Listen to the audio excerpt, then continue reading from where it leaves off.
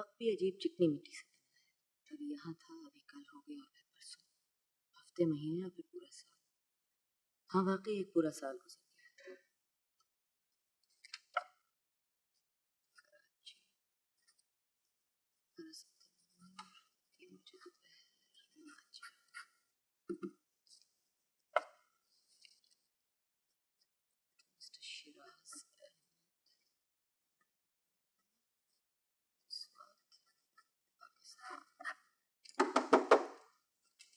आ जाओ,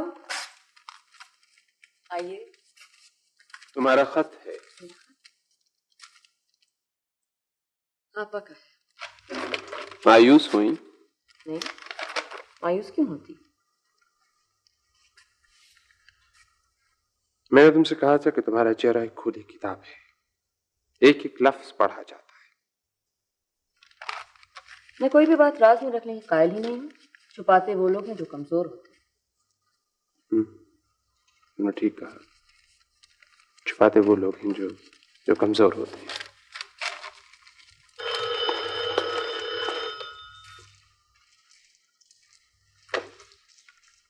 हेलो।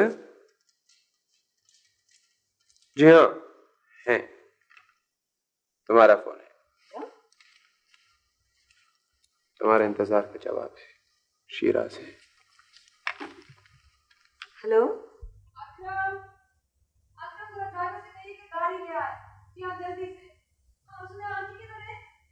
ये लड़की इतने खराब मौसम में कहाँ जा रही है?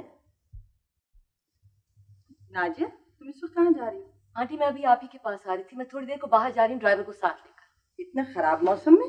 जी जरूरी काम था। जाना कहाँ है तुमको?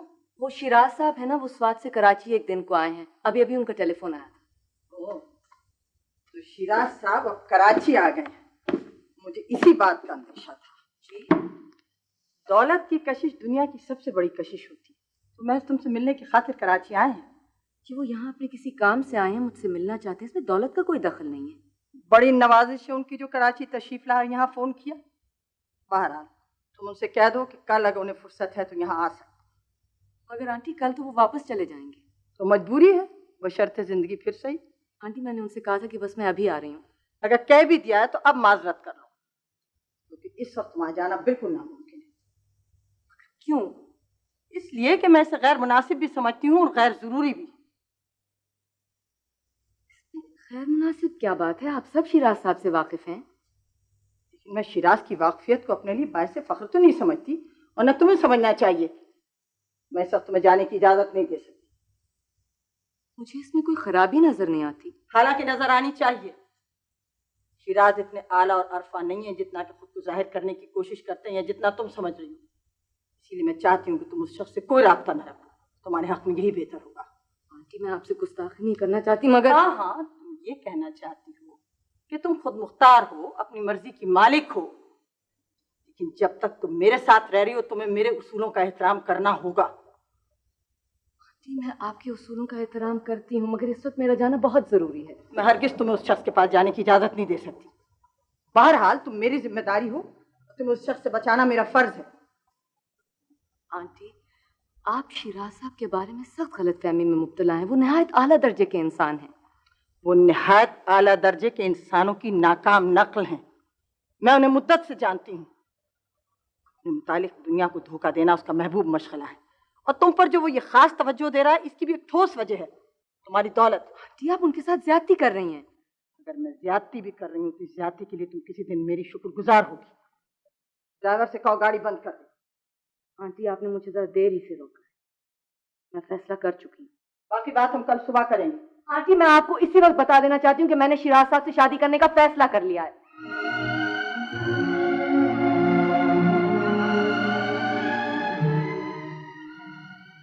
मैं 1 घंटे तक वापस आ जाऊंगी।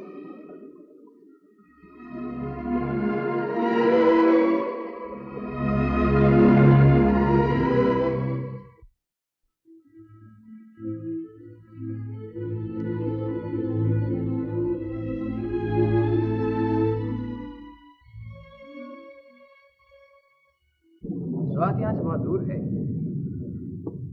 कहीं आपको इस बात का एहसास हुआ कि हमेशा से था, कोई नई बात तो नहीं। नई बात तो है, दूरी का ये एहसास तो नहीं आया। हो सकता है, हालात हमेशा से यकसा नहीं रहते। यहाँ हालात को बदला जा सकता है अगर आप इजाजत दें।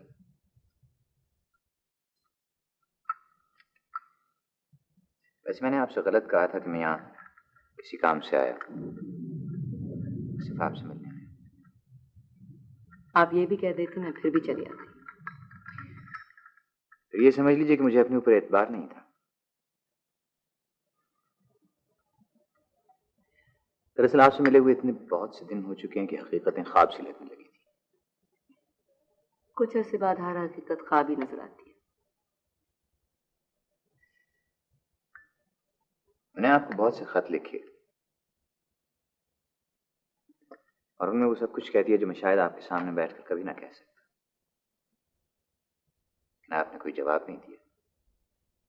मगर मैंने तो आपके हर खत का जवाब दिया था। आपने मेरे खत का जवाब जरूर दिया था, लेकिन मेरी बात का जवाब नहीं दिया। आप लफ्जों का इंतखाब बहुत एहतियात से करती हैं, इतनी एहतियात से कि लफ्ज हिसार बनकर आपके गिर्द एक नाकाबिल अबूर दीवार खड़ी कर देती। मैं नहीं समझती थी कि आप मायूस हो जाते। आखिर कब तक?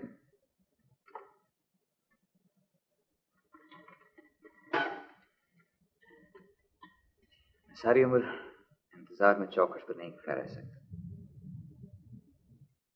अगर मुझे ये एहसास हो जाए कि अंधेरे ही मेरा मुकद्दर है, तो मैं दरवाजे बंद करके खुद को अंधेरों ही के हवाले कर रोशनी की आस से क्यों रखूं? अगर आप जैसे लोग अंधेरों में खो जाए तो दुनिया से रोशनी बहुत कम हो जाएगी।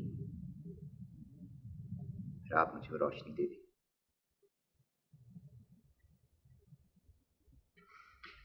मुझे मालूम है कि आपके लिए ये फैसला खासा मुश्किल होगा, क्योंकि जिंदगी अपनी तमाम तर वसतों के साथ आपके सामने मौजूद है।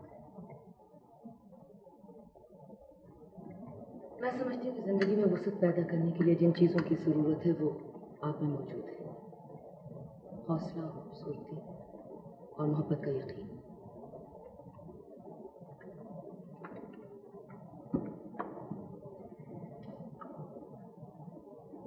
मैं इस यकीन के साथ वापस चला जाऊं। क्या वाकई कल वापस चले जाएंगे? अगर आपने मुझे ना रोका तो मुझे वापस जाना ही होगा। हालांकि मैं जानता हूं कि मेरे पास आपके लायक आपको देने के लिए कुछ नहीं है सिवाय अपनी मोहब्बत की। पता नहीं उसकी आपको जरूरत है भी या नहीं। ये आप कैसे कह सकते हैं?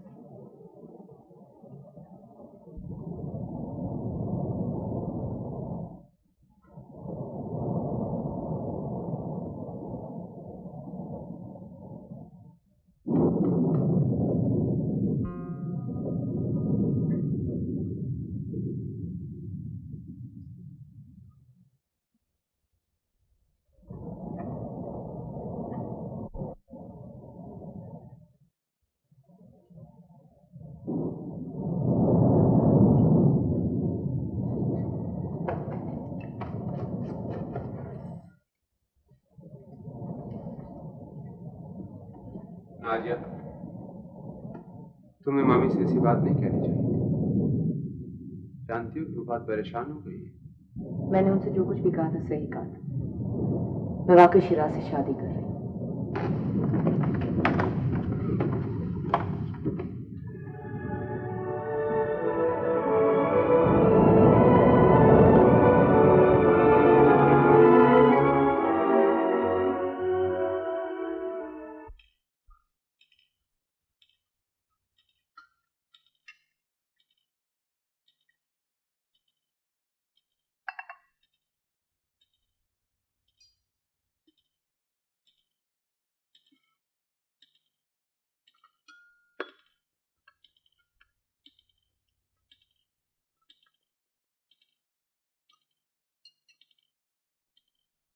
आंटी, मैं आपको बताना चाहती थी कि मुझे कुछ बताने की जरूरत नहीं, मैं सब कुछ जान चुकी हूँ। क्या जानती हैं? यही कि मैं तुमको बहुत अक्लमंद समझती थी, मगर तुम इंतहाई बेवकूफ निकली। आंटी मुझे मालूम है कि आपको ये बात नापसंद है, मगर वो ये बात पसंद नहीं आ सकती। खैर अब तो मैं किशोर से बात करूँ। क्यों? किशोर से क्यों? इसलिए कि उन्होंने अपने अजीज दोस्त की खातिर ये सारा चक्कर चलाया है। कमाल है, किस होशियारी से उसने ये सारी स्कीम बनाई, किस कदर आसानी से तुम उन लोगों के फंदे में आई हो। किशोर का इससे कोई ताल्लुक नहीं है और ना ही वो इसमें कोई दखल है उनका। अब तुम जो चाहो समझो, लेकिन तुम्हें ये बता देना मैं अपना फर्ज समझती हूँ तो वो शख्स मोहब्बत के खेल 1000 बार खेल चुका है, और तुमसे जो इस वक्त शादी कर रहा है वो महज तुम्हारी दौलत की वजह से। ये गलत है। और ये भी सही है कि अगर किशोर उसकी हौसला अफजाई न करती तो उसकी इतनी जसारत नहीं हो सकती थी कि तुम्हारी तरफ नजर उठा के देखे। लाख अपने को अफलातून समझे, लेकिन तुम्हें हासिल करना उसके बस की बात नहीं थी। ये जहमत तो उसकी तरफ से किशोर बेगम ने फरमाई है। आंटी अब मुझसे जो कुछ भी कहना चाहती हैं कह सकती हैं, और किशोर का इससे कोई भी ताल्लुक नहीं है। सुना तुमने अदिल? मेरी तो समझ में ये नहीं आता कि इस लड़की ने उस शख्स में देखा क्या है। मुझसे कहा आपने? आप यही कहना चाहते हैं ना कि शिराज साहब के पास पैसा नहीं है? पैसा, नाम नमूद, इज्जत क्या है उसके पास? मैं इन चीजों की जिंदगी में बहुत अहमियत समझती हूँ, और उनमें डंके की चोटी कहने की अखलाकी जुर्रत भी है। मैं भी इन चीजों की अहमियत समझती हूँ, इसीलिए गरीब आदमी से शादी कर रही हूँ। फिर अपना सारा रुपया उसे दे दो, शादी किसी पुरखुलूस आदमी से करो। आंटी मैं फैसला कर चुकी हूँ, शिराज आज किसी भी वक्त आपसे आके मिलेंगे। जानती थी तुम कभी न कभी किसी न किसी वक्त कोई हिमाकत जरूर करो। जब फैसला ही हो चुका है तब शिराज मेरे पास क्या लेने के लिए आएंगे?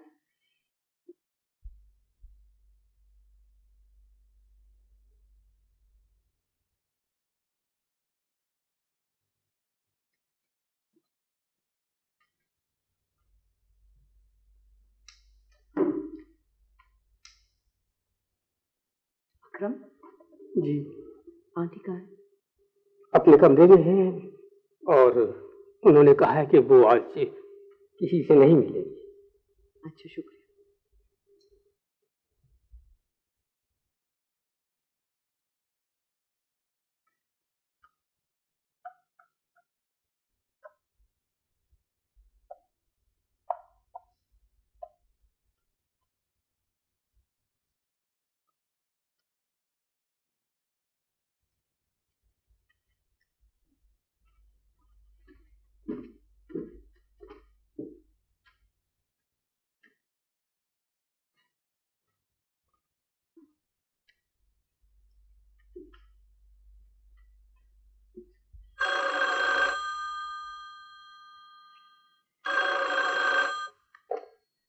हेलो,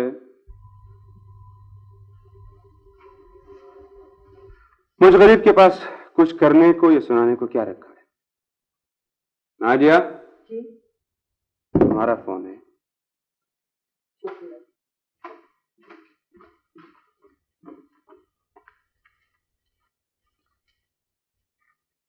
हेलो हेलो नाजिया, कैसी हो? अभी भी मैं एक इंटरव्यू करके लौटी तो पता चला तुमने फोन किया था। कहो क्या खबर? हाँ नाही, मुझे तुमसे कहना था, दरअसल बात यह है कि खैरियत, तुम्हारी आवाज इतनी ढीली ढाली कैसे हो रही है? कोई नई बात? हाँ नई बात ही समझो, मैं शिराज से शादी कर रही हूँ। है क्या? अरे तुम्हारा दिमाग तो सही है नाजिया। अजीब बात है, मैंने सोचा था कि कम से कम तुम तो मुबारकबाद दे दोगी। मुबारकबाद किस बात की? अरे इतनी खौफनाक और खतरनाक खबर सुनकर तो कोई और कमजोर दिल की लड़की होती ना तो कब की मर चुकी होती। देखो नाजिया, तुम ये नहीं कर सकती, मैं तुम्हें ये हरगिज़ नहीं करने दूंगी। Nazia, hello Nazia, hello hello.